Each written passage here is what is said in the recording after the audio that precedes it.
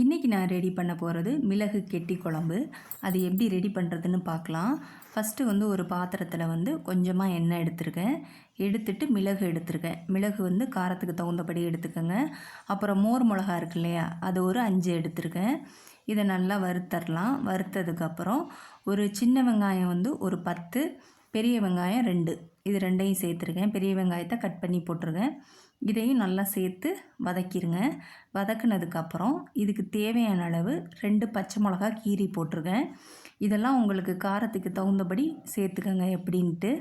இப்போ கருவேப்பிலை கொஞ்சம் ஜாஸ்தியாகவே எடுத்திருக்கேன். அதையும் சேர்த்து நல்லா வதக்கிடலாம். வதக்குனதுக்கப்புறம் 10 முந்திரி பருப்பு இருக்கு இல்லையா, அதையும் சேர்த்துருக்கேன்.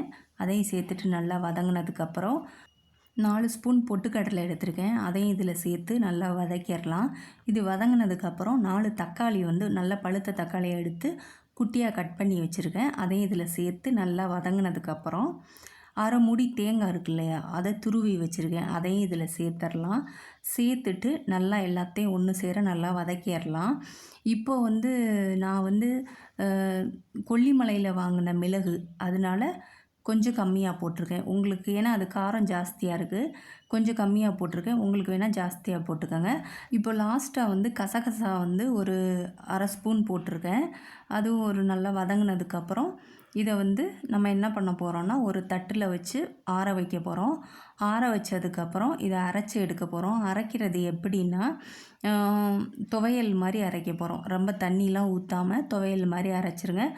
ரொம்பவும் நைஸாக இல்லாமல் ரொம்பவும் கொரப்பாக இல்லாமல் மீடியமாக அரைச்சிக்கோங்க.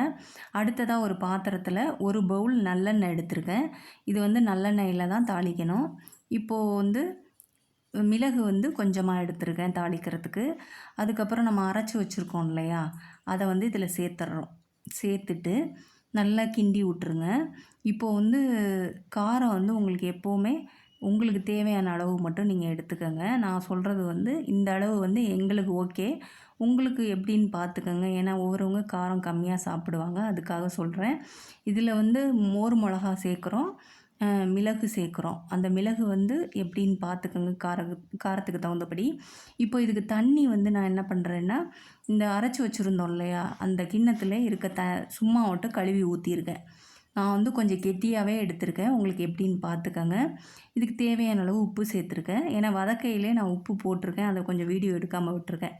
அதனால் தேவையான அளவு உப்பு போட்டுக்கோங்க. இப்போ பாருங்கள், இந்த பதத்தில் இருக்கணும். அப்படியே எண்ணெயெல்லாம் மேலே அது எண்ணெயெல்லாம் மேலே பிரிஞ்சு இருக்கணும். அந்த மாதிரி இருந்தால் தான் குழம்பு ரெடி ஆயிடுச்சுன்னு அர்த்தம். இப்போ லாஸ்ட்டாக ஒரு ஸ்பூன் நெய் எடுத்திருக்கேன். உருக்காமல் எடுத்திருக்கேன். அப்போ 2 ஸ்பூன் வரும்னு நினைக்கிறேன்.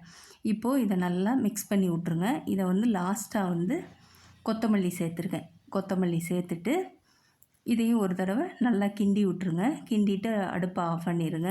நான் இந்த பதத்தில் நான் வச்சுருக்கேன். உங்களுக்கு கொஞ்சம் தண்ணியாக வேணும்னா இன்னும் கொஞ்சம் தண்ணி ஊற்றி உங்களுக்கு தகுந்தபடி வச்சுக்கோங்க. அவ்வளோதாங்க, நம்மளோட மிளகு கெட்டி குழம்பு ரெடி ஆயிருச்சு. ரொம்ப சூப்பராக இருக்கும். நீங்களும் ஒரு தடவை ட்ரை பண்ணி பாருங்கள்.